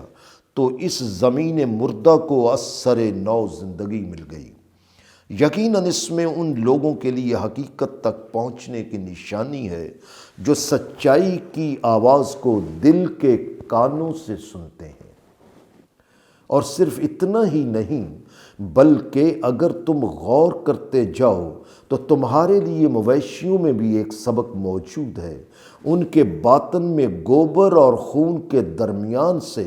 ہم تمہیں خالص دودھ پلاتے ہیں جو پینے والوں کے لیے نہایت خوشگوار ہے، اور اسی طرح تم کھجور اور انگور کے پھلوں سے غنودگی پیدا کرنے والے عرق تیار کرتے ہو اور حسین و عمدہ غذائیں بناتے ہو۔ حقیقت یہ ہے کہ اس میں بھی ایسی قوم کے لیے نشانی ہے جو عقل سے کام لینے والی ہے، اور اللہ کے نظام میں رہنمائی پر غور کرو کہ اس نے نہ صرف انسانوں کو پھلوں سے رس اور رزق حاصل کرنے کا ہنر سکھایا، بلکہ تمہارے رب نے شہد کی مکھی پر وحی کر دی کہ پہاڑوں میں اور درختوں میں اور اوپر چڑھتی بیلوں کی چھتریوں میں اپنے چھتے بنائے، اور پھر وہ ہر طرح کے پھلوں سے رس چوستی پھرے، اور پھر اپنے رب کے نرم و ہموار راستوں پر چلتی رہے۔ اس مکھی کے اندر سے مختلف رنگوں کا رس نکلتا ہے جس میں لوگوں کے لیے شفا ہوتی ہے، اور اگر تم تحقیق کرو تو اسی نتیجے پر پہنچو گے کہ اس میں بھی اس قوم کے لیے حقائق ہیں جو غور و فکر کرنے والی ہے۔ اور اس پر بھی غور کرو کہ تم زندگی کی کس منزل تک چلتے چلے جاتے ہو، مگر تمہیں خبر تک نہیں ہوتی کہ اللہ نے تمہیں درست توازن و تناسب کے پیمانے کے مطابق وجود پذیر کیا، اور پھر وہ تمہاری زندگی کے دن پورے کر دیتا ہے، مگر اس دوران تم میں سے بعض کو ایسی ناکارہ عمر تک پہنچا دیتا ہے جس میں اس کی توانائیاں بہت کمزور پڑ جاتی ہیں، اور وہ سمجھ بوجھ رکھنے کے باوجود کچھ نہ سمجھنے بوجھنے کی حالت میں آ جاتا ہے۔ تحقیق کر کے دیکھ لو تو اسی نتیجے پر پہنچو گے کہ اللہ ان سب نظاموں اور حالتوں کو جانتا ہے، کیونکہ اسی نے مناسبت کے پیمانے مقرر کر رکھے ہیں۔ سورہ النحل کی آیات 71 سے 80 تک کا ترجمہ پیش کیا جاتا ہے، اور یہ ہے وہ اللہ جس کے ساتھ تم شریک ٹھہراتے ہو، حالانکہ اسی نے تمہاری زندگی کے ساتھ تمہارے لیے خوشگوار رزق کی نعمتیں تخلیق کی، جو انسانوں کے لیے آزمائش بھی ہیں، اس لیے کہ اللہ نے تم میں سے بعض کو بعض پر رزق میں فضیلت عطا کی ہے۔ ان کی حالت یہ ہے کہ وہ اپنے رزق میں سے ان لوگوں کو جو ان کے ماتحت کام کرتے ہیں دینے والے نہیں ہیں کہ اس طرح کہیں وہ ان کے برابر ہو جائے، حالانکہ انہیں وہ رزق اور آسانیاں تو ان ماتحتوں کی محنت کی وجہ سے میسر آئی تھی، مگر جو لوگ ایسے حقداروں کے حقوق سے انکار کرتے ہیں تو وہ اصل میں اللہ کی نعمت کا ہی انکار کر رہے ہوتے ہیں، کیونکہ رزق کی فضیلت تو انہیں اللہ کی نعمت کے طور پر دی گئی ہوتی ہے۔ اور یہ بھی غور کرو کہ اسی اللہ نے کس طرح رشتوں کے حسین سلسلے قائم کر دیے، اور اللہ نے تم میں سے تمہارے جوڑے بنائے، اور تمہارے جوڑوں سے تمہارے لیے بیٹے اور پوتے اور نواسے بنائے، اور تمہیں خرابیوں سے پاک زندگی کی نشو و نما کا سامان عطا کیا۔ اس کے باوجود کیا پھر بھی وہ باطل کو مانتے ہیں، یعنی ان باتوں کو تسلیم کرتے ہیں جو سراسر سچائیوں کے خلاف ہیں؟ اور اگر ایسا کرتے ہیں تو پھر وہ اللہ کی نعمت کا ہی انکار کر رہے ہوتے ہیں، اور وہ اللہ کو چھوڑ کر ان کی پرستش اور اطاعت کرتے ہیں جن کو یہ اختیار ہی نہیں کہ وہ آسمانوں اور زمین سے ان کے لیے کچھ بھی رزق فراہم کر سکیں، کیونکہ ان کے پاس تو کسی بھی قسم کی طاقت ہی نہیں ہے۔ لہٰذا تم اللہ کی تشبیہ کے لیے مثل نہ ٹھہراؤ۔ یہ حقیقت ہے کہ اس کا صرف اللہ کو علم ہے اور تم قطعی طور پر نہیں جانتے۔ اب اللہ کے نظام پر ایک دوسرے پہلو سے غور کرو کہ جس کی اللہ نے ایک مثال بیان کی ہے، اور وہ یہ ہے کہ ایک شخص کسی کا غلام ہے، اور غلام بھی زرخرید جو کسی چیز پر اختیار نہیں رکھتا، یعنی وہ مجبور محض ہے، اور دوسرا وہ شخص ہے جسے ہم نے حسین و خوشگوار رزق دے رکھا ہے، اور وہ اسے اپنے اختیار و ارادہ سے ظاہر اور پوشیدہ خرچ کرتا ہے۔ ذرا سوچو کہ کیا وہ دونوں برابر ہو سکتے ہیں؟ یعنی زندگی کا کون سا مقام حسین و خوشگوار ہے، شرک کر کے ایک اللہ کے علاوہ کسی کا غلام ہو کر بیجا پرستش و اطاعت کرتے رہنا، یا صرف ایک اللہ کی محبت سے چمٹ کر ہر طرح کے خوف اور اندیشوں سے آزاد ہو جانا؟ اس لیے اس کی عظمت کا اعتراف کرو کہ ساری تحسین و ستائش صرف اللہ کے لیے ہے، لیکن اکثریت اس کا علم نہیں رکھتی۔ اور اللہ نے 2 آدمیوں کی مثال بیان کی ہے جن میں سے ایک گونگا ہے اور اسے بات سمجھنے سمجھانے میں مشکل پیش آتی ہے، اور وہ کسی شے پر اختیار نہیں رکھتا، اور وہ اپنے آقا پر بوجھ ہے، اور اسے جہاں کہیں بھی بھیجا جاتا ہے تو اس سے کوئی بھلا کام نہیں بناتا۔ ذرا سوچو کہ کیا یہ شخص اس شخص کے برابر ہو سکتا ہے جو ہر معاملہ کا فیصلہ عدل کے تقاضوں کے مطابق کرتا ہے اور خود بھی بالکل صحیح اور درست راہ پر ہے؟ چنانچہ غور کرنے والوں کو دعوت ہے کہ ان حقائق پر غور کرتے جائیں، اور آسمانوں اور زمین میں جو کچھ بھی پوشیدہ ہے وہ تمہاری نگاہوں سے تو پوشیدہ ہے، مگر وہ اللہ کے لیے ہے، اسی لیے وہ سب اسی کی اطاعت میں اسی کے قوانین کے مطابق سرگرم عمل ہے۔ سورہ 17 آیت 44۔ چنانچہ قیامت کی سات کا طاری ہونا یوں ہے جیسے آنکھ کا جھپکنا، بلکہ اس سے بھی تیز تر، کیونکہ حقیقت تو یہ ہے کہ اللہ نے ہر شے پر مناسبت کے پیمانے مقرر کر رکھے ہیں۔ کیونکہ حقیقت تو یہ ہے کہ اللہ نے ہر شے پر مناسبت کے پیمانے قائم کر رکھے ہیں۔ اور تم خود اپنی حالت پر غور کرو کہ تم کن مراحل سے گزر کر توانائیوں سے بھرے جیتے جاگتے انسان بن جاتے ہو۔ اللہ تمہیں تمہاری ماؤں کے باطن سے باہر اس دنیا میں لایا ہے، اور حالت تمہاری یہ تھی کہ ایک مقررہ وقت تک تمہیں کسی بھی شے کا علم نہیں تھا۔ پھر اللہ نے تمہاری سماعتیں اور بصارتیں اور دل بنا دیے تاکہ تم اللہ کا شکر ادا کرتے رہو، یعنی تم اللہ کے احسان کا اور ان کی صلاحیتوں کا بھرپور اظہار کرو۔ لہٰذا اپنے ان حواس خمسہ اور عقل و شعور سے کام لو۔ چنانچہ پوچھو ان سے کہ کیا انہوں نے پرندوں پر غور نہیں کیا کہ انہیں کس طرح آسمان کی فضاؤں میں مسخر یعنی اللہ کے قوانین کا پابند کر دیا گیا ہے، کیونکہ انہیں سوائے اللہ کے کوئی اور قوت یوں فضاؤں میں نہیں تھام سکتی، اسی لیے وہ اتنے سکون و اطمینان سے اڑتے پھرتے ہیں۔ بہرحال اس میں کوئی شک و شبے والی بات ہی نہیں کہ جو قوم ایمان لے آتی ہے تو اس کے لیے ان میں نشانیاں ہیں تاکہ وہ حقائق کی آگاہی حاصل کر لیں۔ اور اگر تم اس طرح حواس خمسہ کو استعمال کرتے ہوئے چھوٹی سے چھوٹی حقیقت سے لے کر بڑی سے بڑی حقیقت پر غور کرتے جاؤ تو تم پر اللہ کے احسانات اور اس کے قوانین عیاں ہوتے جائیں گے۔ لہٰذا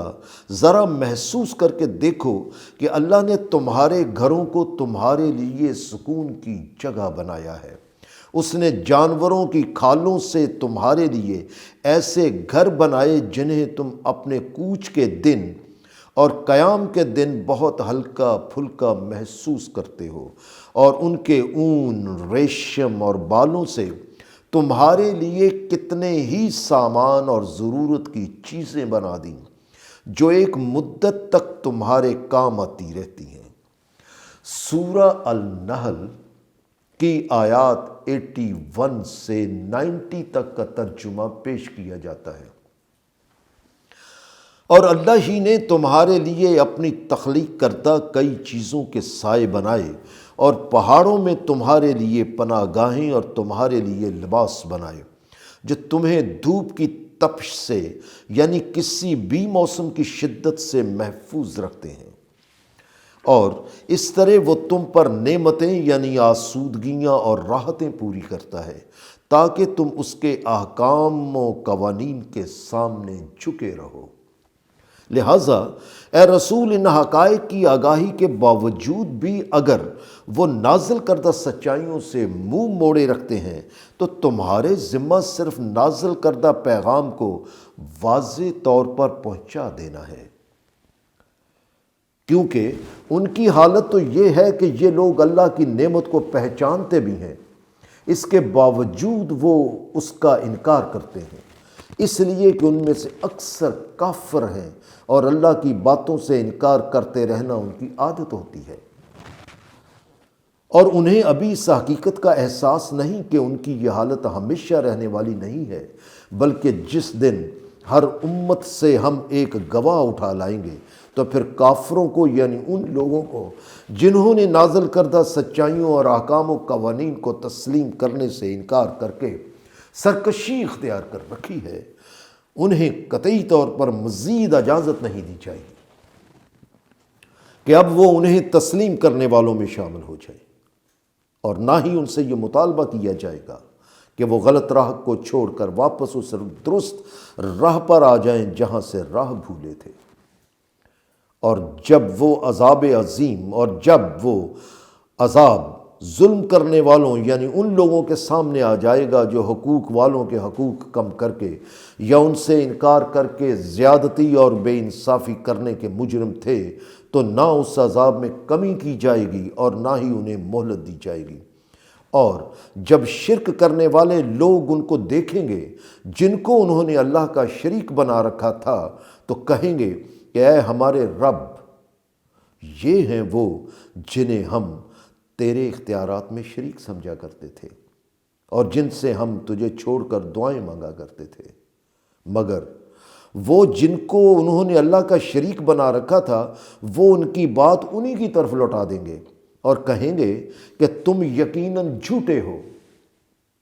اور اس دن یہ سب اللہ کے سامنے جھک جائیں گے اور اپنی طرف سے بنائی ہوئی باتوں کے جو جھوٹ اللہ سے منسلک کیا کرتے تھے وہ سارے کے سارے درہم برہم ہو کر رہ جائیں گے۔ چنانچہ جن لوگوں نے کفر کیا اور اللہ کی راہ سے روکتے رہے، یعنی اللہ کی نازل کردہ مستقل قدروں کو قائم ہونے کی راہ میں رکاوٹ بنتے رہے، تو ہم ان پر عذاب بڑھاتے جائیں گے، کیونکہ وہ امن اور اطمینان تباہ کر کے زندگی کا حسن و توازن بگاڑا کرتے تھے۔ اور اس دن ہم ہر امت میں ان پر انہی میں سے ایک گواہ اٹھا لائیں گے، اور ان سب پر ہم اے رسول تمہیں گواہ کے طور پر لائیں گے، اور تمہاری گواہی یہ ہوگی کہ تم نے ان تک ہمارا وہ پیغام پہنچا دیا جسے ہم نے تمہاری طرف اس کتاب یعنی قرآن میں نازل کیا تھا، جو ہر شے کو واضح طور پر بیان کر دینے والا ہے اور مسلمانوں کے لیے ہدایت و رحمت ہے اور بشرا ہے، یعنی یہ قرآن انہیں خوشخبری دینے والا ہے کہ اس کے مطابق زندگی گزارنے کے نتائج کس قدر حسین اور خوشگوار ہوتے ہیں۔ حقیقت یہ ہے کہ اللہ حکم دیتا ہے کہ عدل اور احسان کو اختیار کرو۔ حقیقت یہ ہے کہ اللہ حکم دیتا ہے کہ عدل اور احسان کو اختیار کرو،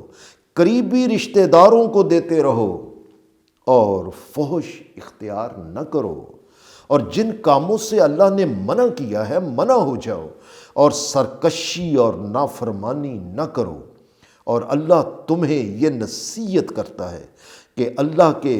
ان احکام کا اس وجہ سے تذکرہ کرتے رہو تاکہ ان پر مسلسل عمل ہوتا رہے۔ سورہ النحل کی آیات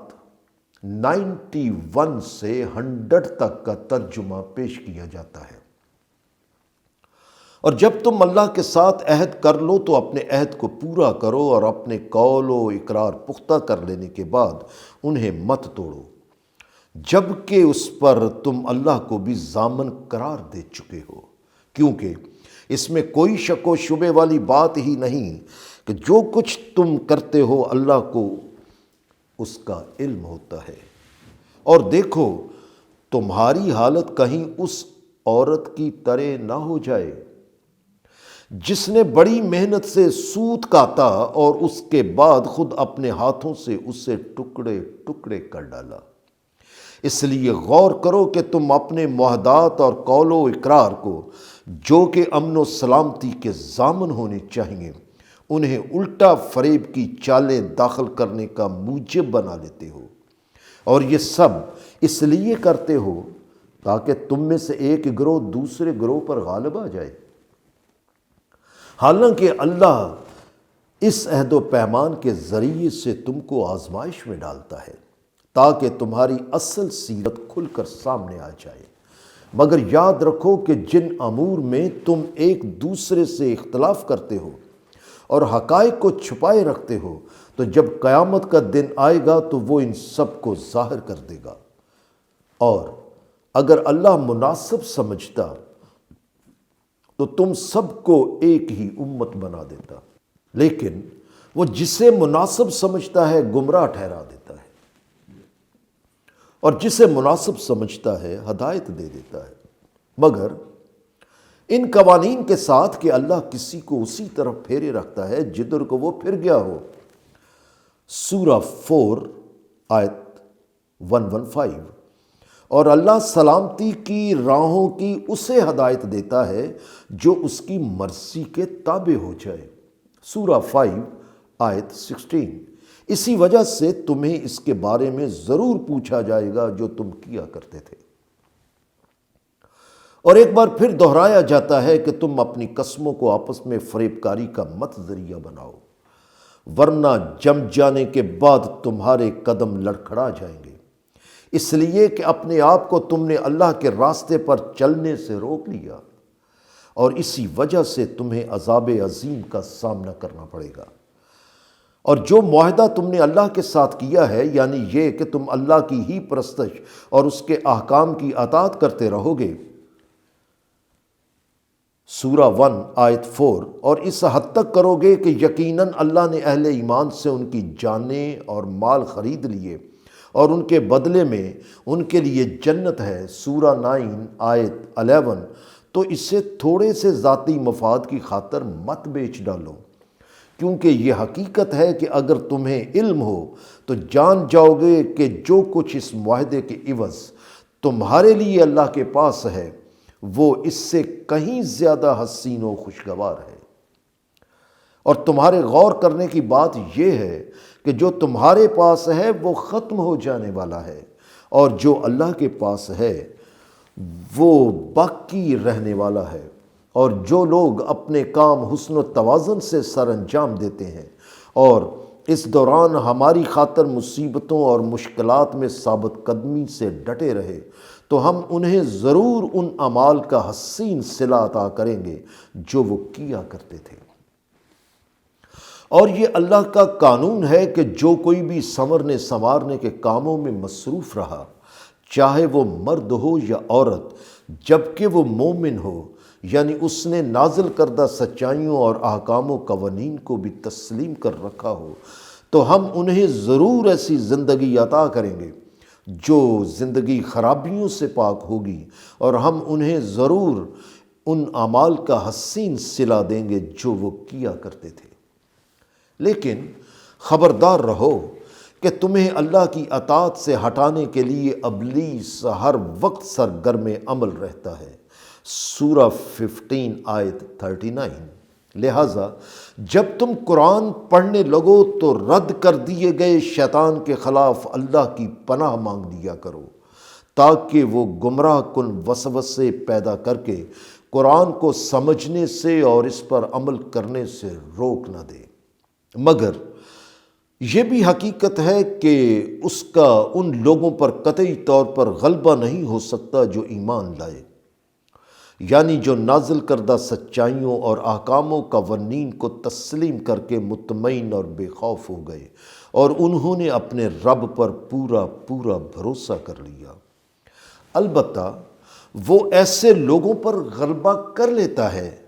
جو اسے اپنا سرپرست بنا لیتے ہیں اور جو اللہ پر بھروسہ کم کر کے دوسروں کو اللہ جیسا جان کر اللہ کے اختیارات میں شریک کر لیتے ہیں۔ سورہ النحل آیات 101 101 سے 110 تک کا ترجمہ پیش کیا جاتا ہے۔ اور اس حقیقت سے بھی آگاہ رہو کہ پہلی نازل کردہ کتابوں کی آیات سے، یعنی احکام و قوانین کی تربیت سے، نوع انسان کو اس مقام پر لایا گیا جہاں قرآن کے ذریعے آخری احکام و قوانین یعنی آیات نازل کی گئیں، اور پہلی کتابوں میں نازل کی گئی آیات یعنی احکام و قوانین کو نوع انسان کی ضرورت کے پیش نظر جب ہم کوئی حکم کسی دوسرے حکم کی جگہ بدلتے ہیں، کیونکہ اللہ کو ہی علم ہے جو نازل کرتا ہے، تو انکار کرنے والے کہتے ہیں کہ تم تو بس اپنی طرف سے گھڑ کر اس سے اللہ سے منسوب کر دیتے ہو۔ حالانکہ حقیقت یہ ہے کہ ان میں اکثر کو تو علم ہی نہیں کہ پہلی کتابوں میں نازل شدہ احکام کیا تھے اور انہیں بدل کر قرآن میں کیوں نازل کیا گیا۔ وہ تو دیکھا دیکھی دوسروں کے ساتھ مل کر ایسی باتیں کہتے چلے جاتے ہیں۔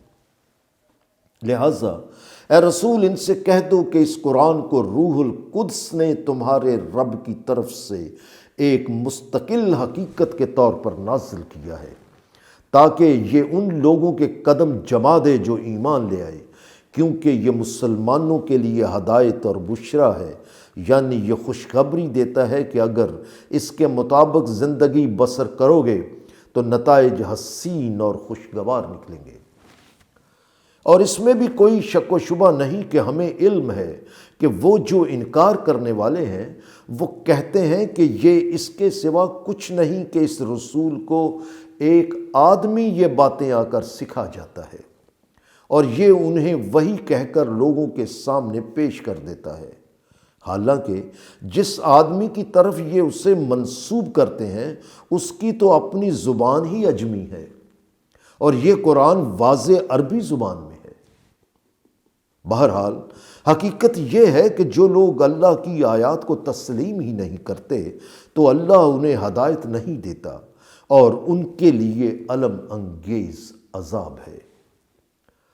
حقیقت تو یہ ہے کہ جو لوگ اللہ کی آیتوں پر ایمان نہیں رکھتے دراصل وہی لوگ جھوٹی باتیں بنا کر اللہ سے منسوب کرتے ہیں، اس لیے کہ وہ خود جھوٹے ہوتے ہیں۔ یہ تو ہیں وہ لوگ جو سرے سے ایمان لاتے ہی نہیں۔ اب رہا وہ شخص جو ایمان لانے کے بعد اللہ کا منکر ہو جائے، سوائے اس کے کہ اس سے جبراً کفر کا کوئی کام کرا لیا جائے، جبکہ اس کا دل اندر سے ایمان پر مطمئن ہو۔ لیکن جس شخص نے سوچ سمجھ کر کفر کے لیے اپنا سینہ کھول دیا تو پھر ایسے لوگوں پر اللہ کا غضب ہے اور ان کے لیے عذاب عظیم ہے۔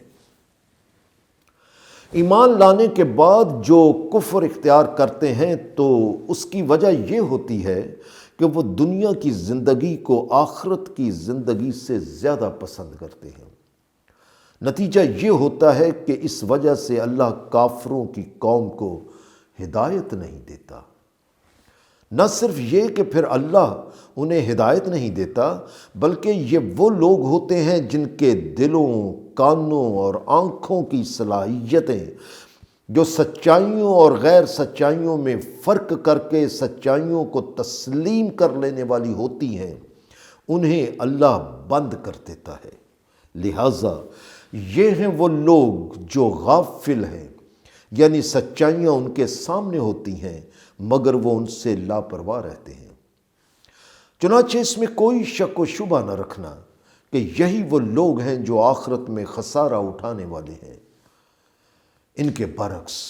جو لوگ اللہ کے احکام سے چمٹے رہتے ہیں تو پھر یقیناً رب ان کے لیے ہے، کیونکہ انہوں نے مصیبتوں اور مشکلات کی آزمائش کے بعد اپنا وطن اور گھر بار تک چھوڑ دیا اور پھر جہاد کرتے رہے اور ثابت قدمی سے ڈٹے رہے، تو پھر اس میں کوئی شک و شبہ نہیں کہ تمہارا رب ان کی ان مصیبتوں اور مشکلات کے بعد نہ صرف انہیں اپنی حفاظت میں لیے رکھے گا بلکہ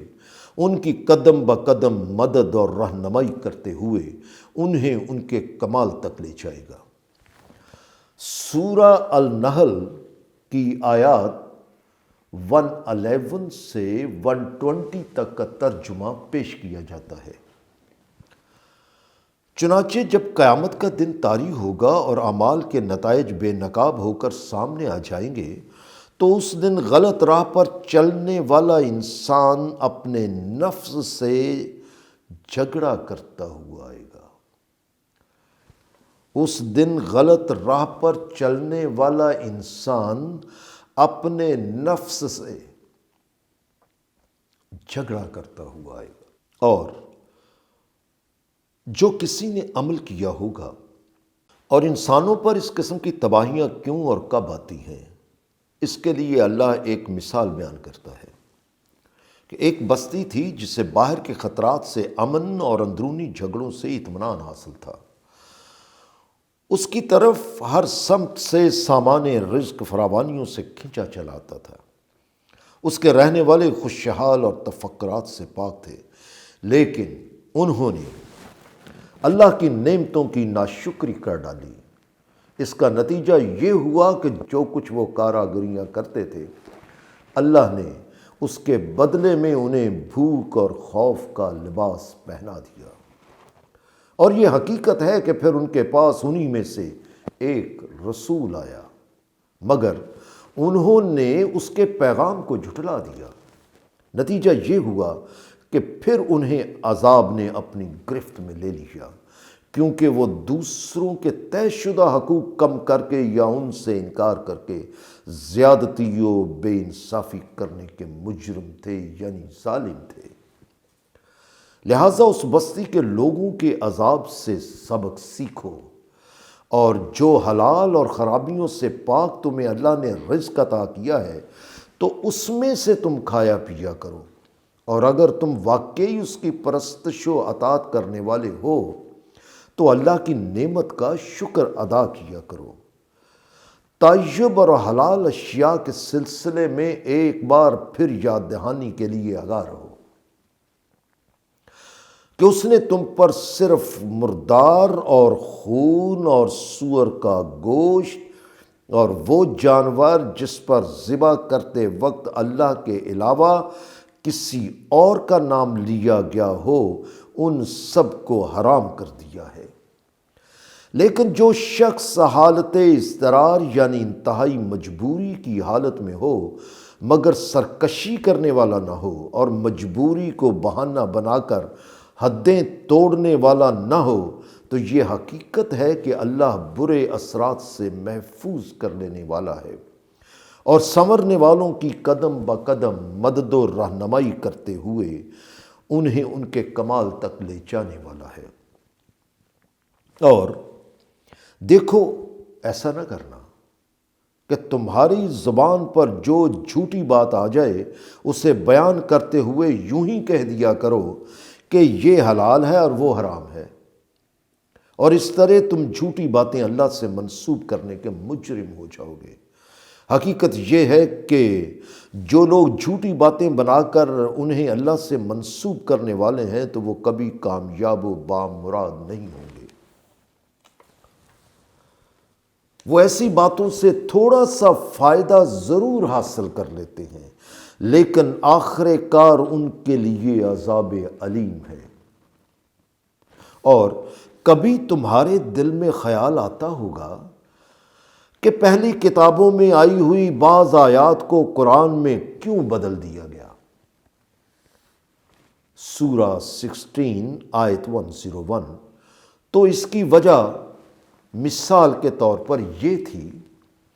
کہ ہم نے یہودیوں پر وہ کچھ حرام کر دیا تھا جو اس سے پہلے ہم نے تم سے بیان کیا ہے، سورہ 6 آیت 147۔ اور وہ احکام ان احکام کے مقابلہ میں سخت تھے، لیکن ان پر یہ ظلم ہم نے نہیں کیا تھا، بلکہ انہوں نے خود اپنے نفسوں پر ظلم کیا تھا، جس کے نتیجے میں ان پر ایسی کڑی پابندیاں عائد کی گئی تھیں۔ مگر یہ بھی حقیقت ہے کہ جو لوگ جہالت سے برے کام کر بیٹھتے ہیں لیکن اس کے بعد پھر وہ توبہ کر لیتے ہیں، یعنی واپس درست راستے پر آ جاتے ہیں، اور اس کے بعد سے وہ اپنے آپ کو سنوار لیتے ہیں، تو تمہارا رب ان کے ہر عمل کو بہت اچھی طرح جانتا ہے، کیونکہ یہ بھی حقیقت ہے کہ تمہارا رب اعمال کے برے اثرات کو ختم کر کے حفاظت میں لے لینے والا ہے۔ اور سنورنے والوں کی قدم با قدم مدد اور رہنمائی کرتے ہوئے انہیں ان کے کمال تک لے جانے والا ہے۔ ایسی ہی باتوں کی آگاہی ابراہیم بھی لوگوں کو دیا کرتا تھا، اور اگر تم تحقیق کرو تو اسی نتیجے پر پہنچو گے کہ ابراہیم اپنی جامع شخصیت کی بنا پر خود ایک ایسی امت تھا جو اللہ کے احکام و قوانین کے سامنے جھکی رہتی ہے، اور ابراہیم نے ہر باطل سے منہ موڑ کر اپنی توجہ کا رخ صرف اللہ کی طرف کر رکھا تھا، اور وہ قطعی طور پر ایسے لوگوں میں سے نہیں تھا جو اللہ پر بھروسہ کم کر کے کسی کو اللہ جیسا جان کر اس کے اختیارات میں شریک کر لیتے ہیں۔ سورہ النحل کی آیات 121 سے 128 کا ترجمہ پیش کیا جاتا ہے۔ اور ابراہیم ایسا تھا کہ وہ اللہ کی نعمتوں کا شکر ادا کرنے والا تھا، اور اللہ نے اسے چن لیا تھا، اور اس کی رہنمائی ایسی درست اور متوازن سیدھی راہ کی طرف کر دی تھی جو اطمینان بھری منزل کو جاتی ہے، اور ہم نے اسے اس دنیا میں بھی حسین خوشگواریاں عطا کر رکھی تھیں، اور حقیقت یہی ہے کہ وہ آخرت میں بھی ان لوگوں میں سے ہوگا جو سنوارنے کے لیے جد و جہد کرتے رہے۔ اور اے رسول، پھر ہم نے تمہاری طرف وحی بھیجی کہ تم بھی ابراہیم کے مسلک کی پیروی کرو، جس نے ہر باطل قوت سے منہ موڑ کر اپنی توجہ کا رخ صرف اللہ کی طرف کر رکھا تھا، اور وہ قطعی طور پر ایسے لوگوں میں سے نہیں تھا جو اللہ پر بھروسہ کم کر کے کسی کو اللہ جیسا جان کر اس کے اختیارات میں شریک کر لیتے ہیں۔ اور یہ جو یہودی ہیں تو یہ دعویٰ یہی کرتے ہیں کہ یہ ابراہیم کے مسلک کی پیروی کرنے والے ہیں، لیکن ان کی حالت اس کے سوا نہیں کہ ان پر ہفتے کے دن یعنی صرف ایک دن کے لیے کاروبار نہ کرنے کی پابندی لگائی گئی تھی، مگر وہ اپنے کاروباری لالچ میں یہ ایک چھوٹی سی پابندی پر بھی پورا نہ اتر سکے، اور انہوں نے اس میں اختلافات پیدا کر دیے تھے۔ اور اس میں کوئی شک و شبہ نہیں کہ تمہارا رب قیامت کے دن ان کے درمیان ان باتوں کا فیصلہ کر دے گا جن میں یہ اختلافات کیا کرتے تھے، یعنی جو دنیاوی مفادات کی خاطر اللہ کے احکام میں اختلافات کرتے تھے وہ اس دن خسارے میں رہیں گے۔ لہٰذا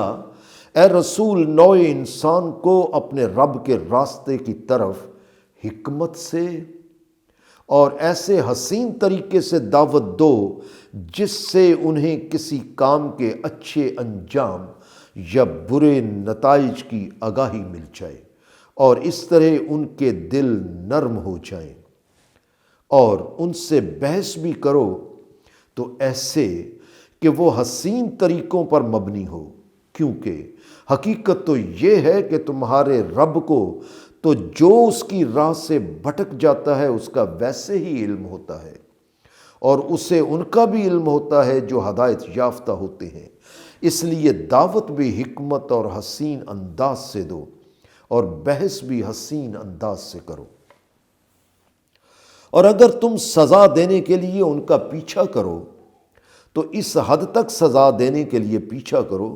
جس حد تک تکلیف دینے کے لیے انہوں نے تمہارا پیچھا کیا تھا، اور اگر تم سزا کے لیے ان کا پیچھا کرنے کی بجائے اپنے مقام پر ثابت قدمی سے ڈٹے رہتے ہو تو ایسے ثابت قدمی سے ڈٹے رہنے والوں کا انجام زیادہ اچھا ہوتا ہے۔ لہٰذا تمہارے لیے یہی بہتر ہے کہ تم اپنی جد و جہد کے مقاصد حاصل کرنے کے لیے پوری قوت سے ثابت قدمی کے ساتھ ڈٹے رہو، اور یہ بھی یاد رکھو کہ تمہارا ثابت قدمی سے ڈٹے رہنا بھی اللہ ہی کی مدد کے ساتھ ہوتا ہے۔ مگر اے رسول، جن لوگوں نے تباہ ہونے کا تہیہ کر رکھا ہے تو ان کی تباہی کے احساس سے تم غمگین نہ ہو جایا کرو، اور نہ ہی ان کی خفیہ سازشوں سے تنگ پڑ جانا، اور اس میں بھی کوئی شک و شبہ نہ رکھنا کہ اللہ کی تائید و نصرت ان لوگوں کے ساتھ ہوتی ہے جو تباہ کن نتائج سے بچنے کے لیے اللہ کے احکام و قوانین کو اختیار کیے رکھتے ہیں اور حقیقی ضرورت مندوں کو ان کی ضرورت کے پیش نظر عدل سے بڑھ کر دینے والے ہوتے ہیں تاکہ زندگی میں حسن و توازن قائم رہے۔ سورہ النحل کی تمام 128 آیات کا مکمل ترجمہ پیش کر دیا گیا ہے۔